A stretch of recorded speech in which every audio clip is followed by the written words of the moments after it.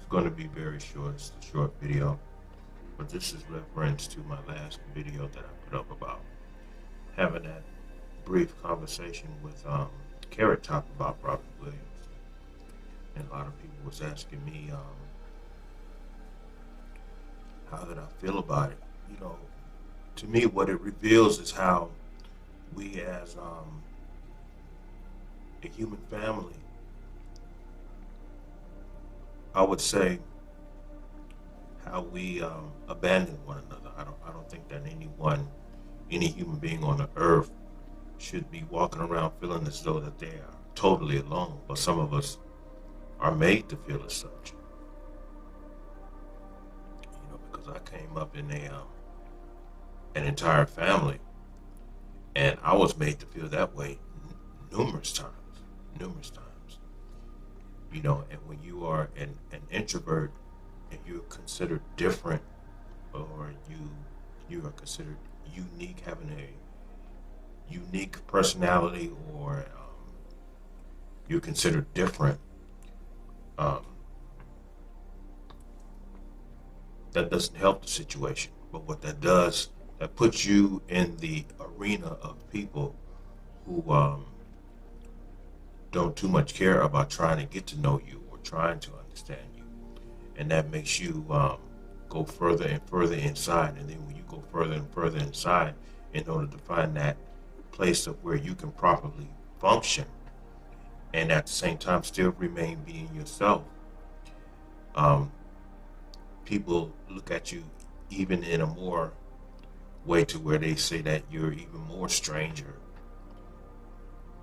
And to say that a person is strange, I've always felt like when people make those type of statements, the only thing that they're doing is comparing you to them, because they think that there's nothing wrong with them and that they're existing in a state of perfection. But all at the same time, the worst type of human being is someone who can look at themselves inwardly and outwardly and make this self-destructive comment or statement that says there's nothing wrong with me. See, a person who can actually open up their mouths and say that there's nothing wrong with me, it's definitely something going on with you that you really need to face. Now, I'm not saying that commonly it should be something wrong with all of us, but the reality is we were created flawed. We were created by a creator that a whole lot of people are not ever going to admit that is flawed. You know, the creator says, I created good. I created war. I created peace. I created war. I created good. I created evil. I, the Lord, created all of these things.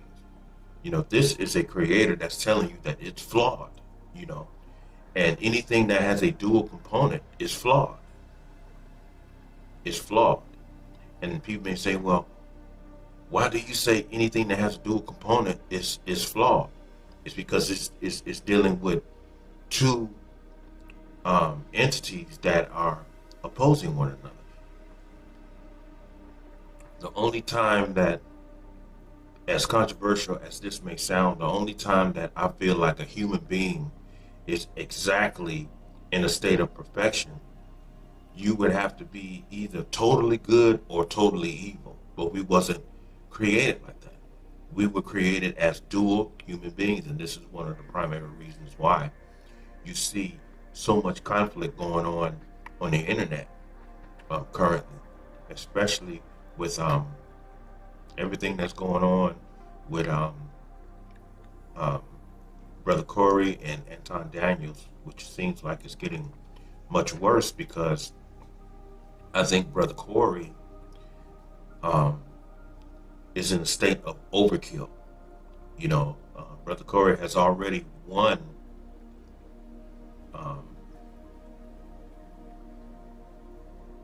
he's already won the battle between him and Anton Daniels, but he keeps talking about it. He keeps talking about it, and now he reacted on his co-worker Darlene, and so that's just the results of overkill. like I was saying that um, Anton Daniels just needs to be quiet, and I think Brother Corey needs to put down his sword and his shield and just move forward. Because continuing to fight a um, a war or a battle that is already complete, that's why they call it overkill, and you can only hurt yourself during the process. So I'm hoping that he will have enough people around him that love him enough and care for him enough to help counsel him to the degree to where he actually puts his shield down and puts his sword down and tell him, hey, it's enough. It's over. Stop before you destroy yourself. However, none of us know exactly what type of experiences that Brother Corey has had in his past that permits him to feel as though it is necessary for him to continue this warfare that's not even against Antoine anymore. He's just going and going and going. And I hope and pray that peace touches his mind pretty soon to where, like I said before, he puts his sword and his shield down to where he can get back to being himself, get back to being his funny self. And so, and considering everything that's going on, even in the religious community, where everybody was saying um, fake Christian, real Christian, and fake Christian. Well, considering the definition of a Christian, this whole definition of Christ-like, that's fake anyway. And there shouldn't be any such thing as a fake Christian. It shouldn't be. You're either going to be a follower of Yeshua, a disciple, or you're not. There is no in between. It's just like I was saying about the whole created process. We were created dual human beings, and that's one of the reasons why the human family has caused so much chaos on this planet, because each one of us are dealing with ourselves. We were created at war with ourselves constantly. So it's like every human being on the planet is at war with themselves. And due to the fact that we are at war with ourselves, and the majority of the time that we constantly on a daily basis tend to lose that battle, in the way that it reveals that we're losing the battle against ourselves is by way of how we treat one another. And so this is one of the primary reasons why Yeshua had to remind mankind of what a human being actually is. That's why at the end of my videos I always say stay human, or at least find out what a human being is.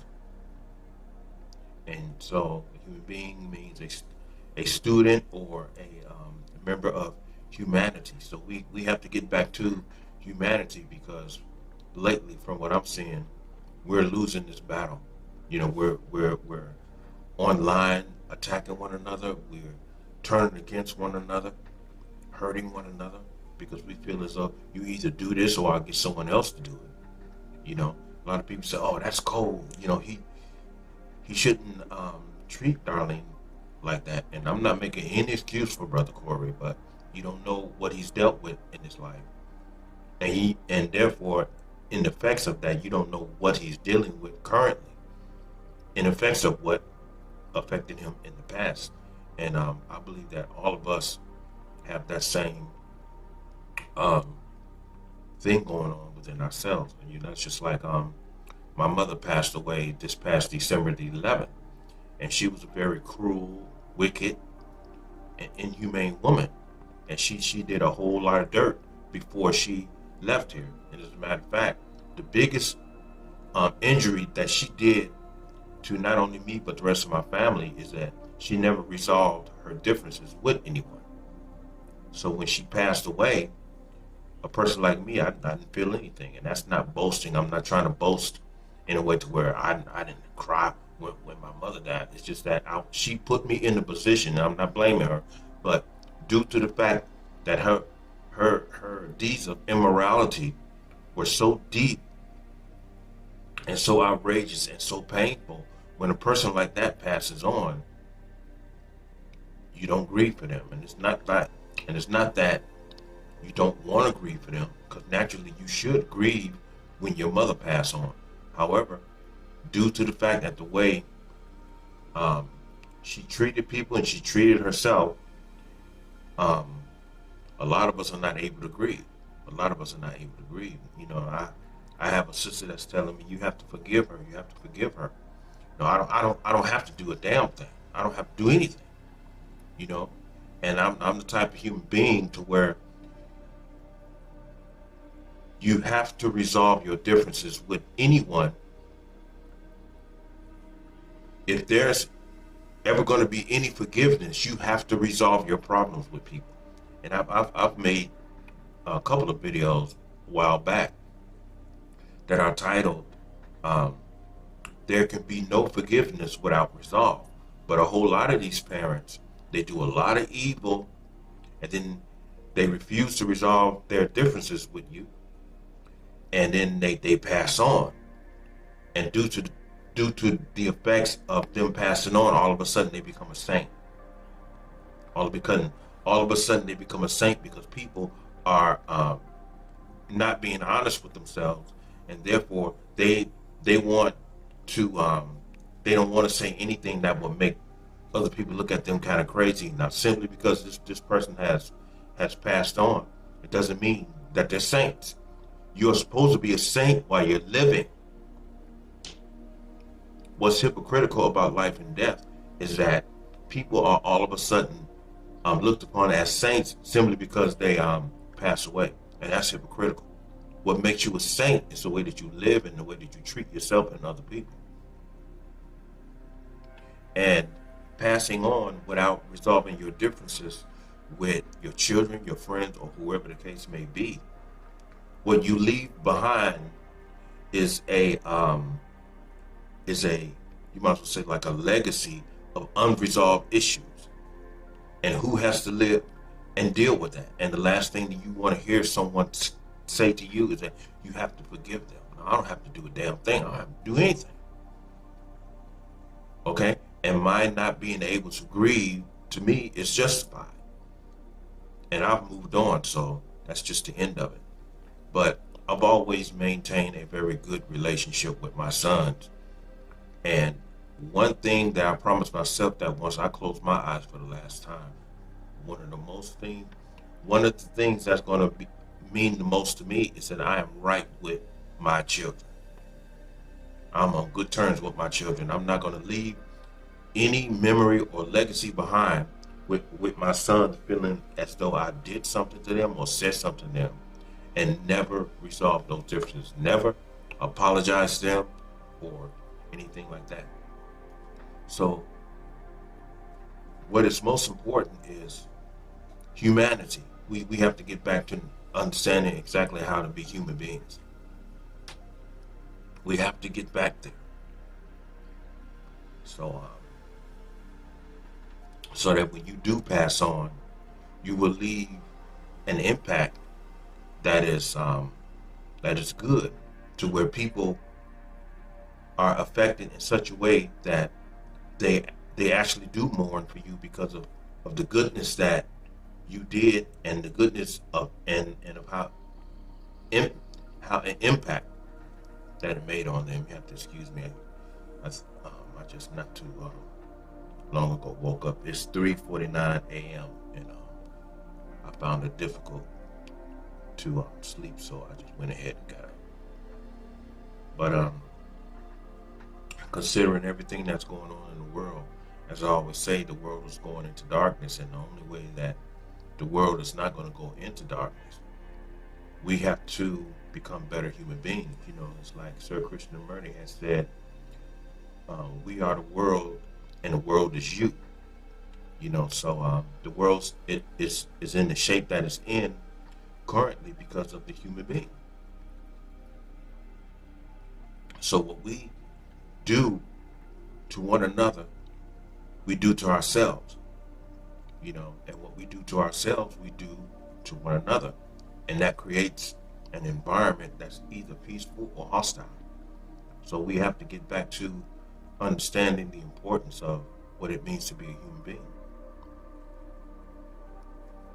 Now people have told me that um well, she was your mother. Yeah, yeah. I knew that, but did she know that? I mean, this is a woman who I saw her in 1974 started her path of death when I walked into her room and she was smoking some marijuana. And I cried in front of my mother and said, Mama, she said, what are you crying for? What's wrong with you? And I told my mother, I said, Mama, I don't want you smoking that stuff. Because coming up on the south side of Chicago, the reason why I told my mother I didn't want her smoking that stuff is because I've already seen some things. I've saw people who started off with marijuana and they reduced themselves. You know how people say they graduated to cocaine? That's not a graduation. They started with marijuana and they demoted themselves to cocaine, and then they demoted themselves to acid, and it just went downhill from there.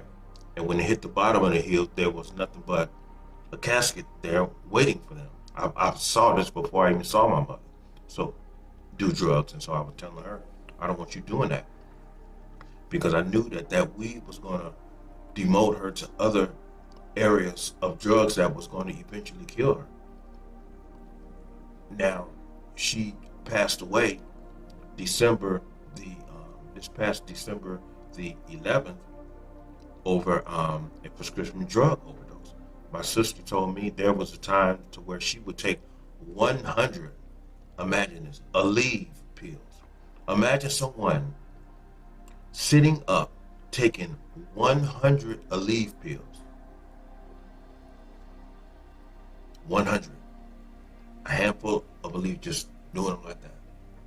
Self-destructive. This is a person that has already died. So that's why when I talked to my Aunt Shanetta, who was the one who called me and told me that your mom passed away, I told my Aunt Shanetta, she's been dead. She's been dead since 1974. She's been dead for years. Because the path that she stood on and she decided to continue to walk was a path of death. And once you start the path of death, it doesn't matter how long it was when you first started it. The path of death is death. And until the time comes when your organism just can't take it no more. That's not your death. You died years ago when you started. That's another dual component. You start and you end it. So she basically killed herself. And so I have a really good sister who tells me that you have to forgive her. But this is a woman who put a lot of people into position to have to pass this particular information down to not only my sons, her grandchildren, and her great-grandchildren. I had to get on the phone and tell my sons that your grandma passed away of a prescription drug overdose. That's the information that you left behind for me to tell my children, simply because you didn't care anything about your life. And so when you're dealing with human beings like that who are that irresponsible to where you have to pass this information down to your offspring, and then your offspring have to live with that information in their mind. My grandmother died of a drug overdose. My grandmother killed herself behind a prescription drug overdose.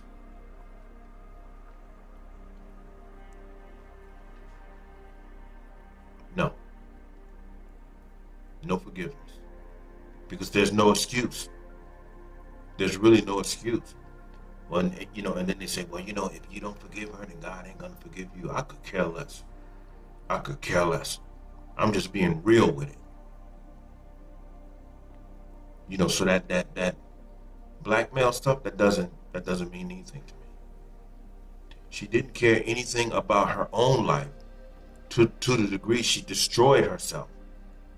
And she put everyone in the position to live with the reality that their grandmother and their great grandmother and their mother destroyed herself for absolutely no reason. Because when her and my father broke up, I feel as though she didn't have any excuses. She didn't have to go out there and sell her body in order to feed me and my sister. She had my great grandmother. Most of the failed marriages in my family, everyone was put over there with my great grandmother, because my great grandmother, Rebecca Kelly, she said, bring all the babies over here, and until y'all get y'all act together, then you will know where they're at. So they didn't have to worry about uh, any of us getting hurt or molested, and they knew exactly where we were. So they didn't have any excuses. She had no excuse. She's always been carried her whole life. She doesn't have any excuses. She didn't have any excuses. So my whole thing is, she destroyed herself, and I warned her way back in 1974. I told her, I said, Mama, I don't want you smoking those things. I don't want you smoking those things, because my eyes had already seen where that's going to lead to. You know, at first I didn't completely understand exactly what my sister told me when her and I talked on the phone. She said, I've been searching for a mother all of my life. And then a couple of days ago, my mind reflected back to something that my sister told me, that she said, I went to pick up Mama for breakfast. So, we wanted to just get together and go out for breakfast. Pause. So this is a woman who thought about her mother. She said, okay, well, I'm going to pick Mama up, and we're just going to go out and have a nice breakfast together. That's the mother image that she was looking for.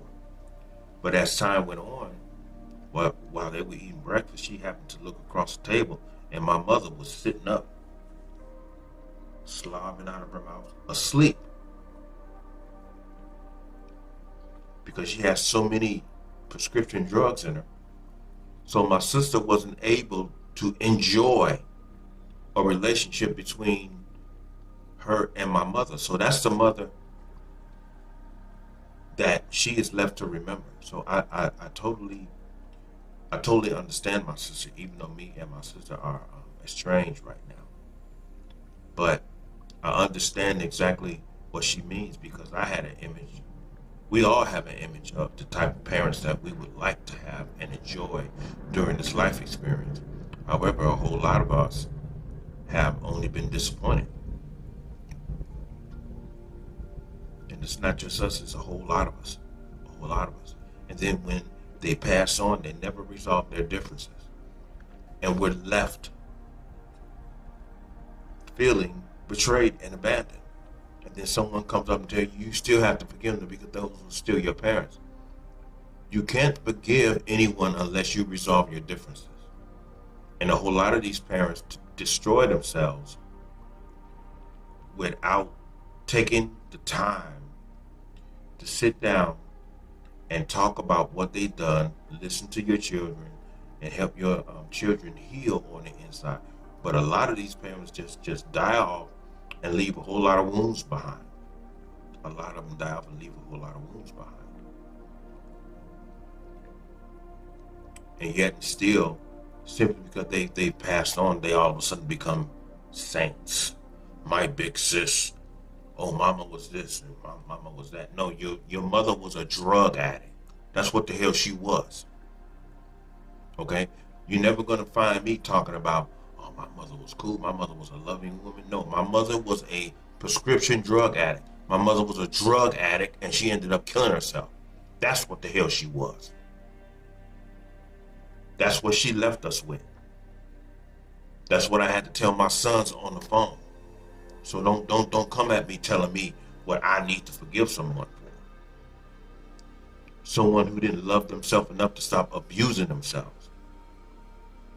So as parents, as human beings, we have to be good to ourselves, so that when we do leave this planet, when it is our time to leave this planet, we can make a good impact on the world to the degree to where when this information is passed down to our offspring, it won't be disgraceful or humiliating to our offspring, and our offspring don't have to walk around feeling as embarrassed and hoping that, or be eventually put in the position to where one of their friends say, "Hey, is your grandma still alive?" No, she died. How did she die? Next thing you know, they, to prevent them from being embarrassed, they'll just say she had a heart attack. To prevent themselves from being embarrassed and saying, well, she was a drug addict. She was a drug addict the majority of her life, and she finally ended up destroying herself and killing herself. That's not the legacy you want to leave behind.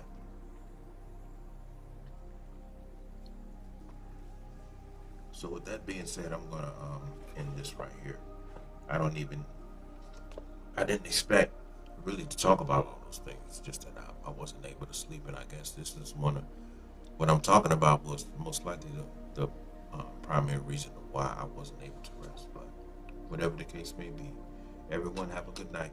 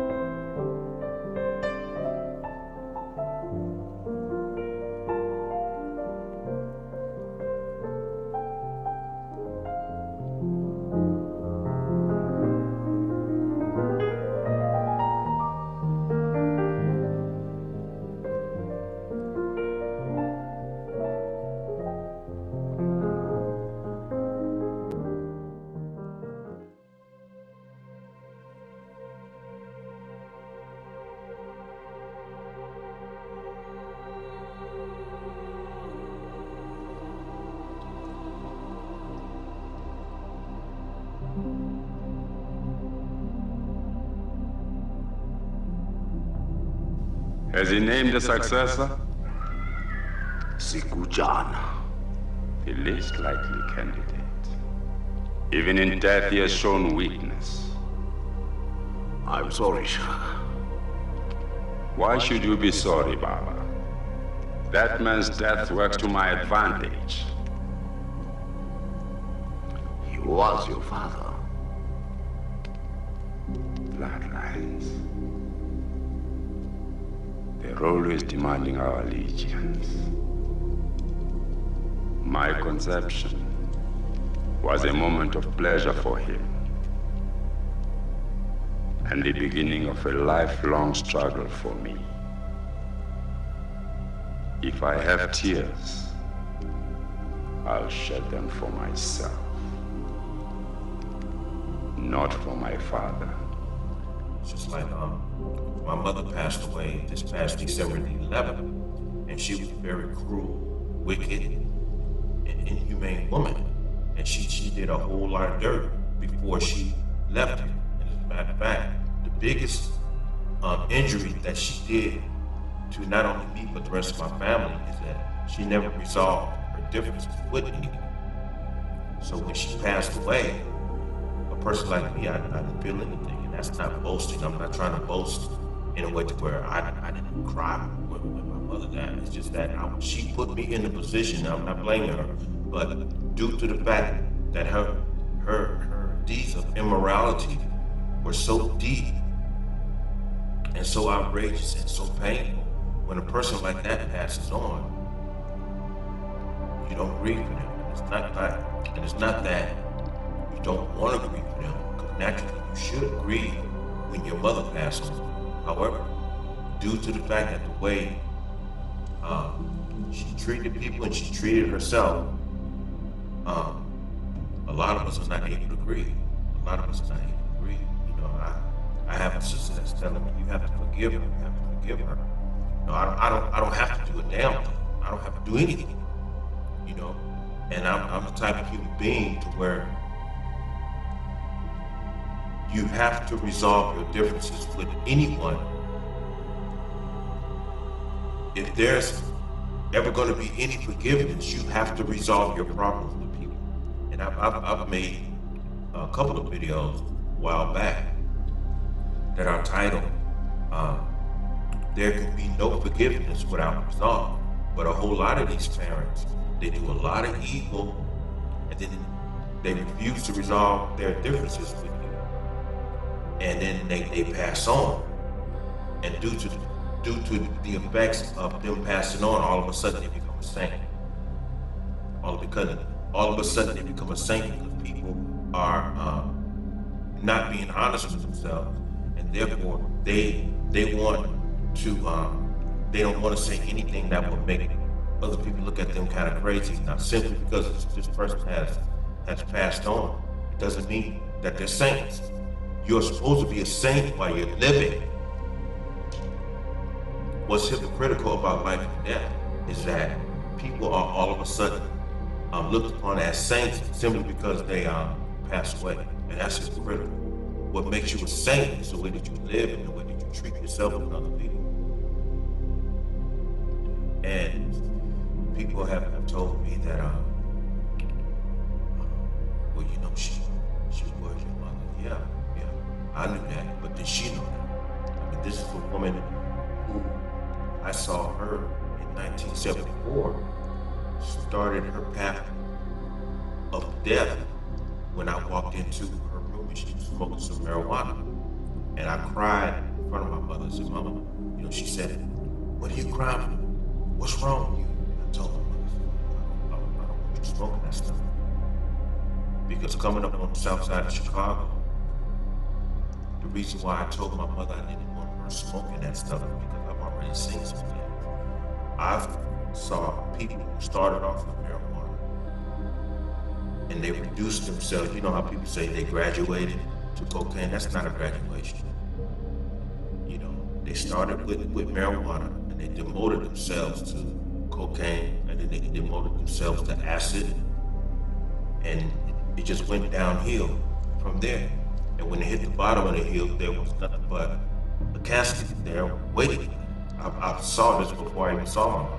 So do drugs. And so I would tell her, I don't want you doing that. Because I knew that weed was going to demote her to other areas of drugs that was going to eventually kill her. Now, she passed away this past December the 11th, over a prescription drug. My sister told me there was a time to where she would take 100, imagine, a leave pills. Imagine someone sitting up taking 100 Aleve pills. 100. A handful of Aleve, just doing it with it. Self-destructive. This is a person that has already died. So that's why when I talk to her, we all have an image of the type of parents that we would like to have and enjoy during this life experience. However, a whole lot of us have only been disappointed. And it's not just us, it's a whole lot of us. A whole lot of us.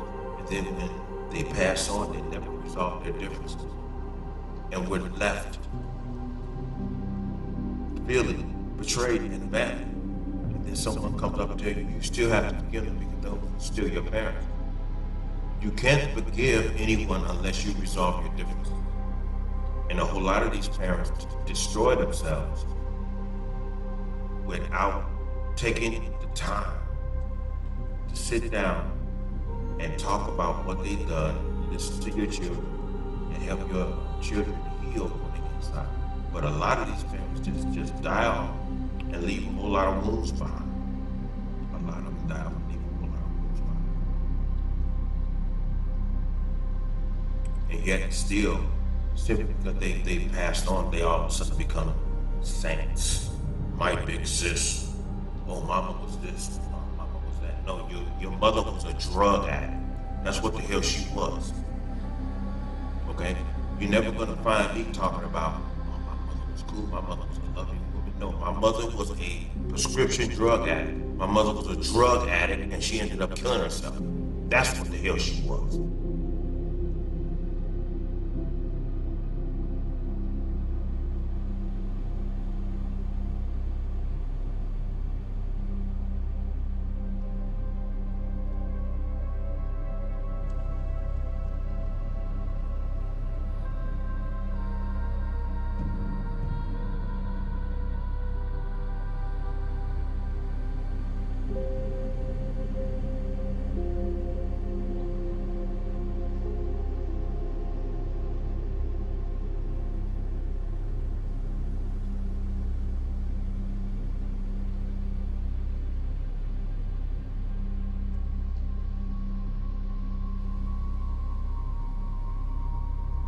I believe it was the year 1994.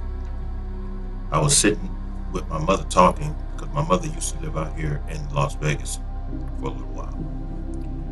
And one night, her and I was sitting at her kitchen table. We were watching television, and we got into a conversation. And the conversation escalated to the past, and so it ended up with me questioning my mother on past actions and past deeds of some of the things that she said and did to me, including some things that she did to me right along with my father, as well as my sister. And I sat there at that table and I was bleeding on the inside. And I was bringing up situations because I needed her to address these situations because I was hurting on the inside. And I believe I sat there for the past 45 minutes bringing up things, hoping that I would get some type of response out of her. And she sat there, she didn't say anything. She didn't say anything.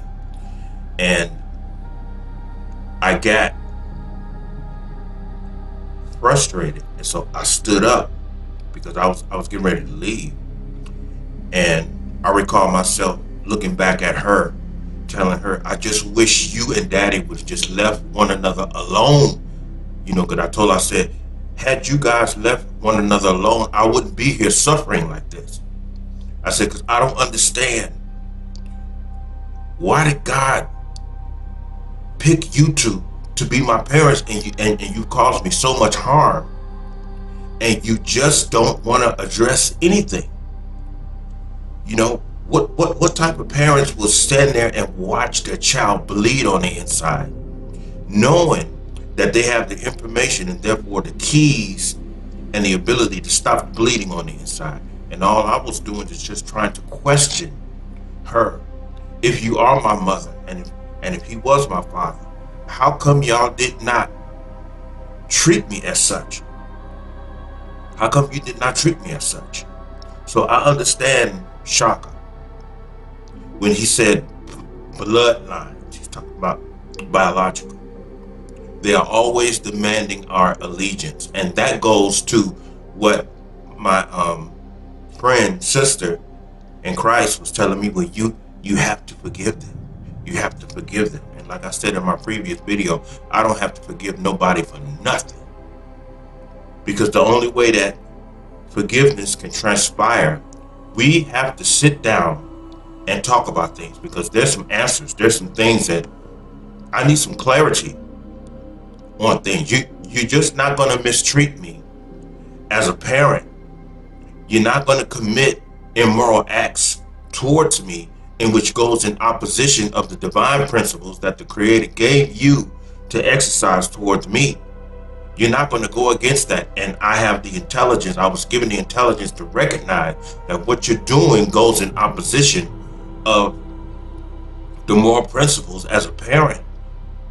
in terms of how you're supposed to treat me, and I don't question it. I'm going to question it because the way that I'm sitting here feeling about you is unnatural to me as a son. I'm not supposed to sit here and hate you because you're my mother. I'm not supposed to hate my father. I'm not supposed to be walking around bleeding and feeling like this. Please help me. But both of them, especially my mother, she just sits there. She don't say anything. And what they don't realize is that you're giving them time within their time to resolve the differences between you and them before they pass on. And I gave my mother numerous times to address issues of why she was so cruel to me and why did you throw my son's videotape away of him being born? Why did you do that? Because I didn't give her $50, so she threw some very important footage of my oldest son getting born. She threw that in the trash. She has done so much cruelty, and she took all of that to the grave with her. And that is the most cruelest thing that your family can, your parents can do, because you need answers. Why did you treat me like this?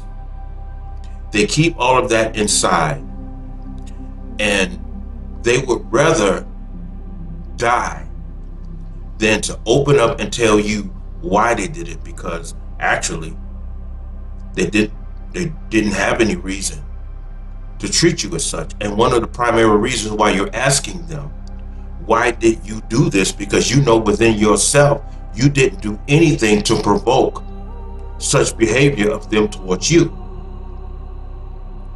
I didn't provoke it. You know, like I always say, I come up on the south side of Chicago. I didn't smoke, I didn't drink, I didn't do drugs, I didn't rob and steal, I didn't even pitch pennies, I didn't even play pool. Now, I'm not saying that playing pool is a sin. However, what I did notice about pool halls is that there was always some violence breaking out in pool halls, because a lot of people, instead of going there enjoying playing pool, they turn pool playing into a challenge in terms of money. They started playing for money. And so I've learned, wherever you walk into an environment and there's competition, especially in our community, where there's competition, there's a very good chance some violence is going to break out. So I stayed out of environments like pool halls, and I stayed off the corners a whole lot. Even though there were some times I would stand off to the side and I would listen to the older men talk garbage, crap. And that was my way of observing and learning, you know. But all at the same time, as time goes on, you are hoping that while your parents are still here, they will be able to tell you why such a thing were committed towards you, even if they don't have any reason whatsoever in terms of anything you've said and done. How much is it going to take you to just say, hey, I don't know why I did it, and I apologize? A lot of them don't do that. They take everything to the grave with them. And then once they leave here, how are you supposed to feel? They take your resolve to the grave with them. However, while they're living, they refuse to discuss things with you so that you can have some clarity. And once you have the clarity, then from the clarity, you have the resolve. And from the resolve, you're able to forgive. So I don't want to hear nothing from people that says you have to forgive her. I don't have to do a damn thing. I don't have to do nothing. Because a lot of these parents are just no good. And then they want to say, well, nobody's perfect. You don't even know what perfection is, Negro. Even if you say, well, God is perfect, well, how do you know God is perfect? Do you know everything about God? No, I don't know everything about God. Well, then you don't know if God is perfect or not. Stay away from that word perfect and perfection, because none of us know what perfection is. And do you have to be perfect in order to treat someone like they're a human being? No, all you have to do is be decent. That's all you have to do is be humane. That's all you have to do. Just be humane.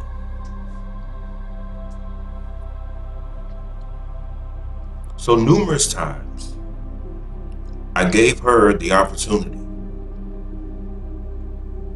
And I'm going to speak on behalf of my sister according to what she was telling me. When she told me over the phone, I've been searching for a mother all of my life.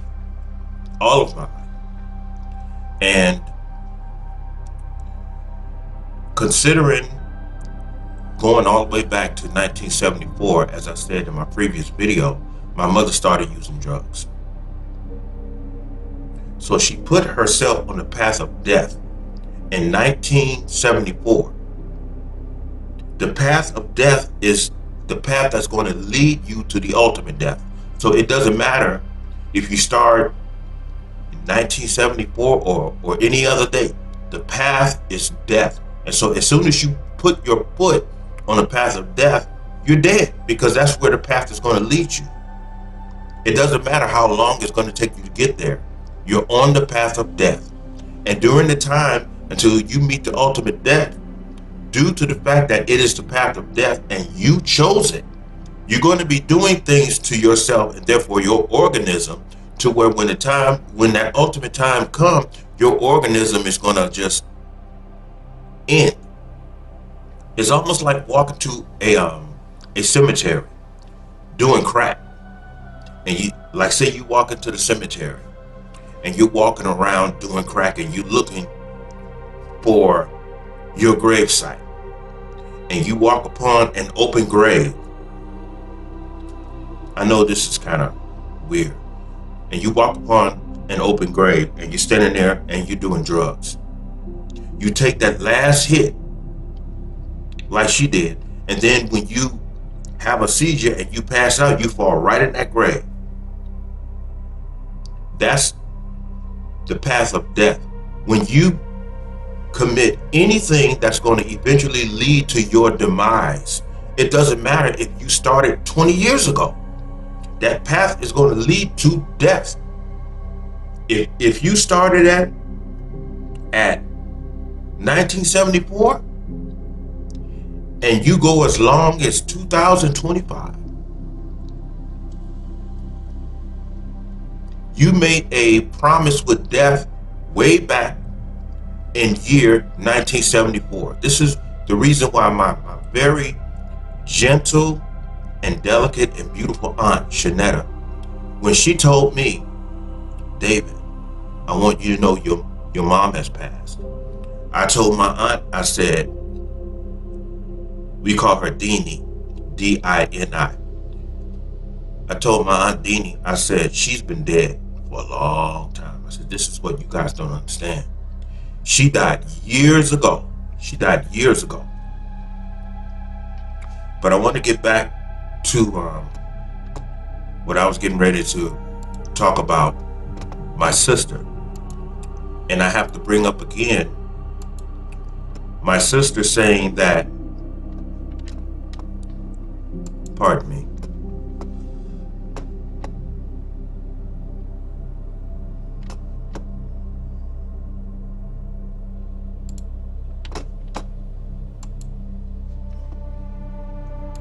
my sister, she told me, she said, David, I'm just going to repeat this again. One night, I called Mama, and I told Mama, let's go to breakfast in the morning. And so she picked my mother up, and they went somewhere in Sacramento, California, and they was having a breakfast. She said she looked across the table and my mother was sitting up, slobbering, and she was asleep. And she said she had to wake my mother up. Now, by my sister saying, all my life, I've been searching for a mother.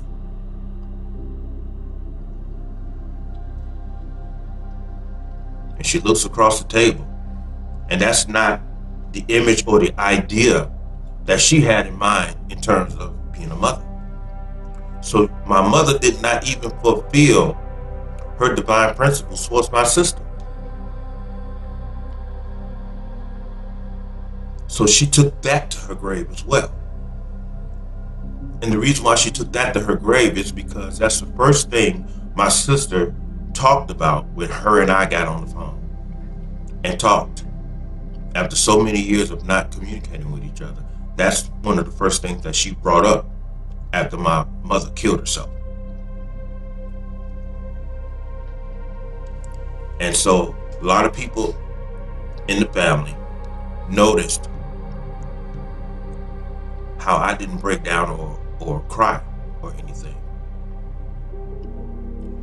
And it's because I had already accepted way back in 1974 when she told me, I'll do whatever I want to do. I'll do whatever I want to do.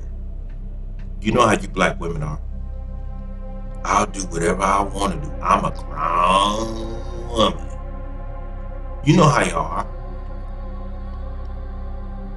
So basically what I was telling my mother, Mama, please don't kill yourself. And her response was, I'll kill myself if I want to. I'm going to do whatever I want to do.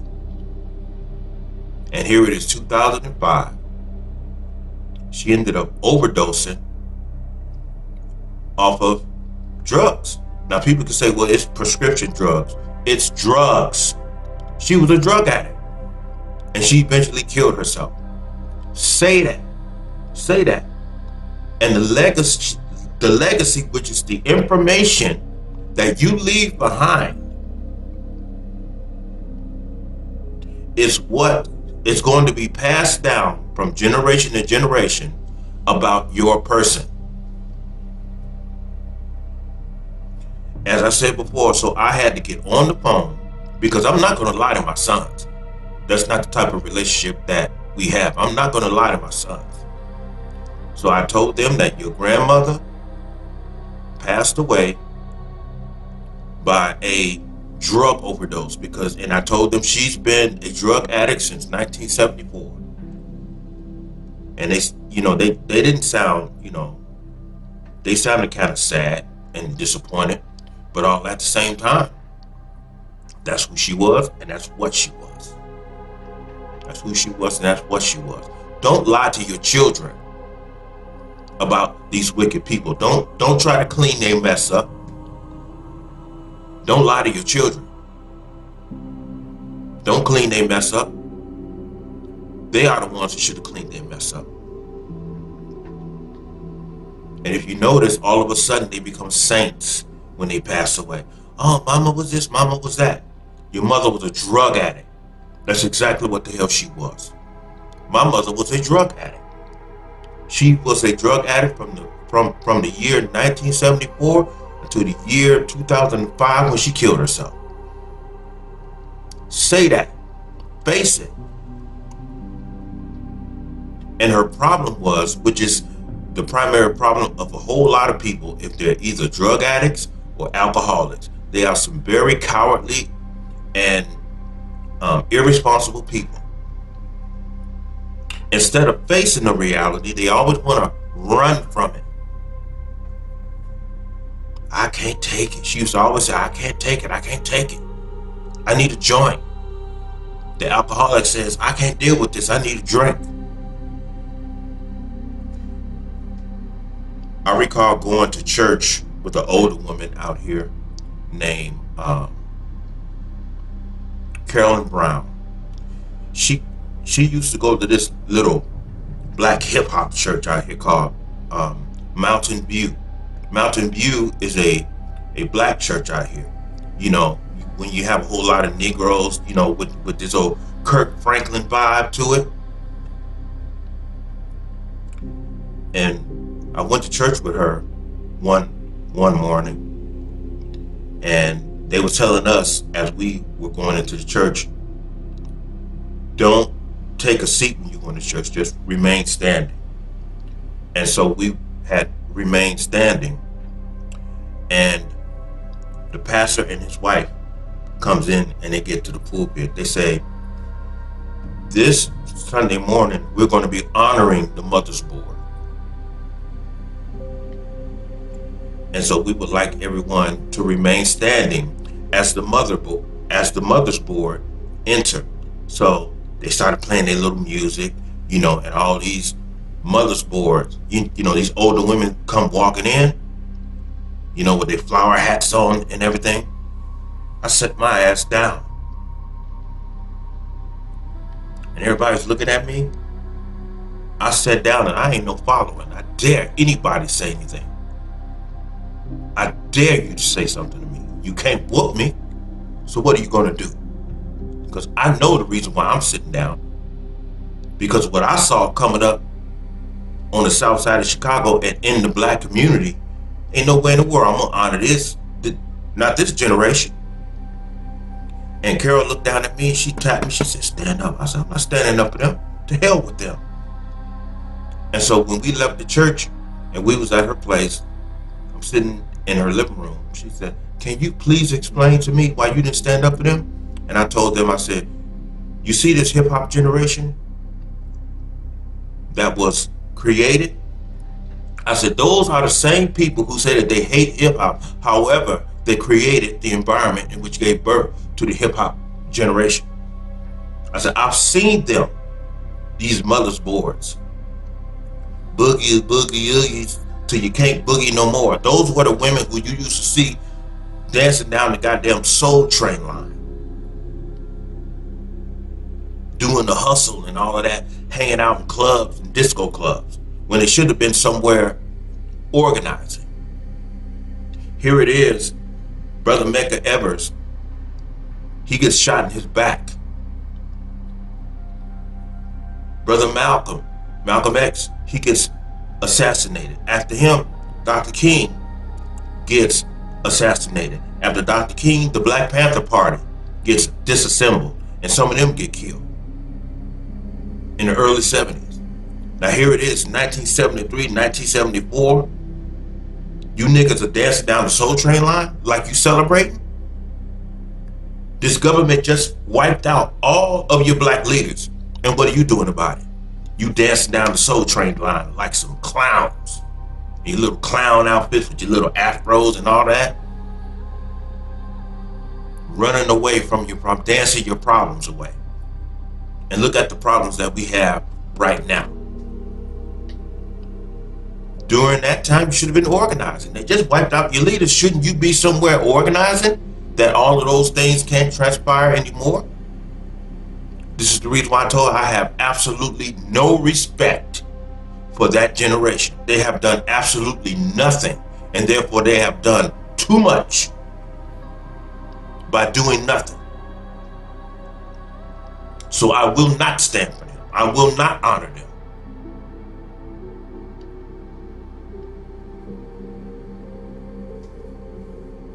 And look at the shape that the black community is in today. Every other race was utilizing the civil rights struggle, and the only people that benefited was everyone else except black people. And who were the only people out there marching? It was us. But who benefited from it? Did we benefit from it? Nope, not at all. We was too busy somewhere dancing down the Soul Train line, standing on corners, feeling sorry for ourselves, all up in the disco clubs, doing acid and doing smoking weed and doing cocaine and sleeping with people you don't even know what the hell their last name are. Those are the things that I saw. So can't nobody tell me nothing, because I saw my mother participate in that same sick and immoral environment. And I'm not going to sugarcoat it simply because my mother passed away. Because as far as I'm concerned, they wasn't no good and she wasn't no good either, because she was a part of that same generation that was irresponsible. And they cared nothing about how their legacy was going to be remembered, leaving all of this disgraceful information behind that we have to tell our children. Your grandmother died of a drug overdose.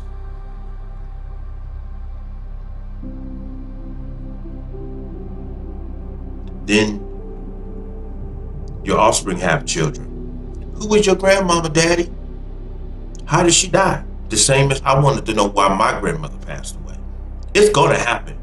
And this sick, disgraceful information, you're going to have to pass that down to each generation, and could last for 3 to 4 generations. And simply because you disrespected yourself and destroyed yourself, that is the legacy, therefore information that you're going to leave behind to pass down from generation to generation about you and how you destroyed yourself. So basically what I'm saying, my anger and disappointment towards my mother stems from her not caring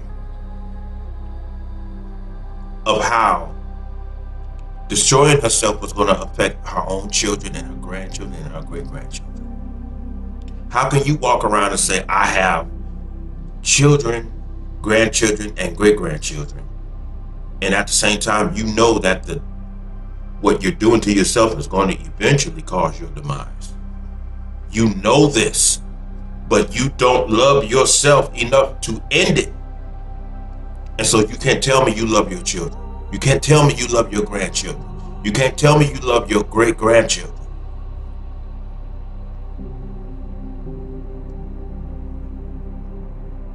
I've come to understand my sister when she said, I've been searching for a mother all of my life. Now, my mother told me the reason why Becky treated you the way she treated you because she wanted to be the only child. So I used to say that's wrong. However, when there's another child that comes into the picture, sometimes the mother has a tendency of paying too much attention to the younger child and not the child that came before you. I come to understand that. So maybe my sister felt like my mother wasn't paying her any more attention, and all of the attention fell upon me, which caused my sister to not want me to be around and made her think I just want to be the only child. So with that thought process, which seems very small and innocent because it's coming from a child, as years goes on, you're going to find an adult, a teenager, and an adult that's always conspiring to make the younger child go through hell, which is something that I was going through hell all the time because she was always behind my back, lying on me. It's like the last conversation me and my dad had, because he called after my mother had passed, and I haven't talked to him in years. And he left me a voicemail telling me, well, you won't talk to me no more, so I'm just calling to check up on you. Well, I'll see you later. And the reason why he said it like that is because there's going to be a time coming to where I'm going to pass away too, and you just might feel bad. No, Reverend, I will not feel bad. All right, that's the next phone call I'm waiting for. Okay, as cold as that may sound. But I had to pause because I was getting ready to go down a rabbit hole that is way too dark. But I have to say that through meditation, I've come to understand my sister. You know, because for years, all the way up to just a couple of days ago, it was revealed to me in meditation that she's not the way she is by any conscious choice of her own. This was a seed planted way years ago because suddenly she felt abandoned. Here's a new child coming into the picture, and she felt that the mother has to pay close attention to this new child because it's what a mother has to do. She, there's more things that she has to do for the new child that she doesn't have to do as much for the older child. And instead of her explaining to my sister these things, and my sister is a very intelligent woman, so I can imagine how intelligent she was as a little girl. My sister is brilliant. She's brilliant, and she can sing her ass off. And I've always thought that when it comes to comparison to my sister as a singer, I would have to say Shaka Khan. And we all know that. The only thing you gotta do is say Shaka's name, Shaka Khan. Period. And my sister can stand next to Shaka Khan and give Shaka Khan a run for her money. However, my sister has never had the support that she needed because our parents are jacked up. Now people say, well, you blaming your parents? Look, let me tell you something. If you don't support your children's gift, there's a very good chance that they're not going to make it in terms of that gift. And I've always known that about her. However, considering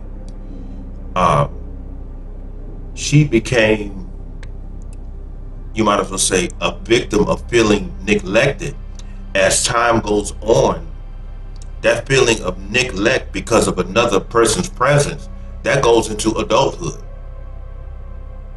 And whether she realizes it or not, this animosity through the years gets buried in terms of why.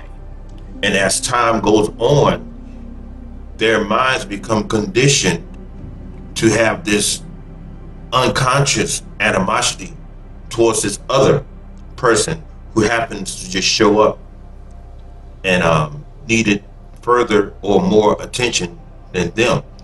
And as time goes on, this child grows into an adult, and every time you turn around, she's trying to plot and plan against her younger brother, because way back then there was something that wasn't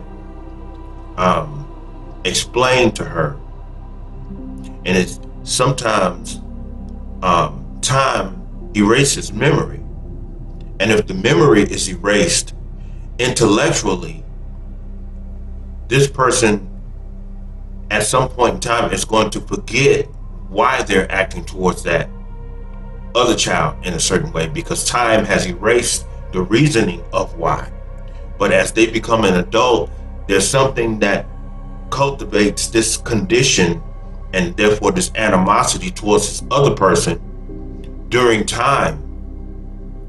And every time you turn around, this person is trying to manipulate this person, trying to plot against this person, and you find yourself starting something to where when it actually happens, you're actually crying for the person that you plotted against. And the reason why I say that is because it was one particular night, because see, my sister used to live in this apartment building right above my dad's church. And I was staying with her because I was previously staying with my dad, but he was so disrespectful, I had to get away from him because I wanted to kill him. Because I'm just one of them people, I'm not going to let you disrespect me. And it doesn't matter if you my mother, father, auntie, whatever. If you disrespect me too many times, I'm taking your ass out of here. Simple as that. And so I had to get away from him. And so I was staying over there with her. And due to the fact that she wasn't working and it's hard for me to find work in Chicago, she felt that her condition was because I wasn't doing anything. And so her and my dad would talk on the phone, and by him being the type of asshole he is, when she was complaining, he was asking her, well, what is David doing? Is he doing anything? And so she was saying, well, he's not doing this, he's not doing that. And she was only telling him the truth about her condition. He calls me January the 20th on my birthday and tells me, you got to get out of there Becky don't want you there, and I don't want you there. He said, it's my building. He said, nobody cares anything about you, so you need to get out. And so on my birthday, this man waited for my birthday to put me out in the street in Chicago, Illinois at 20 below zero weather in a blizzard. And so as I'm leaving, even though she was part of the cause of why I was put out, I will never forget my sister hugged me and she was crying. And she said, David, what are you going to do? And I told her, I don't know right now. I said, but I'll be in touch. It always made me wonder, why was she crying even though she was part of the reason why I got put out? Because she did not agree with what my father was getting ready to do. That's why. And people say, well, how did you find that out? Meditation, baby. Go inside. Go inside. Meditation. That's what God's voice is. That's what God's clarity is. When you meditate, you can't have anything on your mind. Everything is coming from the heart. God is going to give you answers. You can't be focusing on anything. You can't be sitting like this, because this doesn't mean anything. How you're standing, because if you're meditating, the only thing that you're concentrating on is maintaining this position, and therefore your attention is activated on holding this position, and you can't be paying attention to anything when you're in the midst of meditation. Your mind can't be on anything. Your mind has to remain open so that God can reveal things to your consciousness, and that is what meditation is. It's not you're concentrating on anything or meditating on anything. This on whatever you're meditating on and whatever you're thinking about while you're so-called meditating is getting in the way of what God wants to show you. So you have to shut this thing off. It's not about you in terms of what you want. Meditation is all about what God intends for you to know. And that's how I found out. So as time goes on, you come to realize why. You come to realize why. And so what a lot of people don't understand, legacy is very important. How you govern yourself as a human being, whether you are a father, mother, grandmother, or great-grandmother. It's very important how you live in front of your quote-unquote loved ones, especially the young ones. You don't want to live a life to where your offspring is embarrassed, whether of your life, especially your death. Because as I said before, I'm not going to lie to my sons. Dad, what happened to grandma? She was a drug addict and she ended up killing herself. I'm not going to lie to my sons. You want to know why I'm not going to lie to my sons? Because I'm not going out like that. I'm not going to leave a legacy of information behind to where once someone asks my son dishonor or Dial, how did your dad pass away? I want them to be able to say he died in his sleep. He had a heart attack. He was in a car accident. He was in a plane accident, but it's never going to be anything that I did to myself. Make certain that you live your life that God gave you all the way up into where God wants you to say, where God wants to take you back. But don't create an untimely death for yourself by self-destruction. See, an untimely death is the death that the human being caused on their own in opposition of the time that Creator ordained for them. I want to live all the way up to the time that God has ordained for me to leave this planet, which is timely. That's what untimely death implies. A person who violates God's time for their exit on earth, and they cause their own self-destruction. It is a time chosen in opposition of when God wants you to leave this planet. That's what untimely death means. So legacy is very important. Make certain that you live a life of righteousness, a life of being responsible, and a life that your children can remember and be proud of. And say, you know, my mother was a good woman. My mother was a loving woman. My dad was a cool guy. My dad was a nice man. You know, that's the type of legacy of information that you want to leave behind. Not information that's going to disgrace you, and therefore it's going to disgrace those who are connected to you, like your children and your grandchildren and your great grandchildren.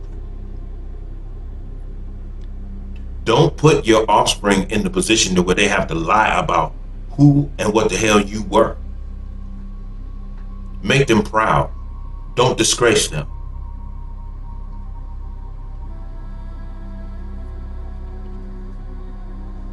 With that being said, I bid everyone a good night. Stay human.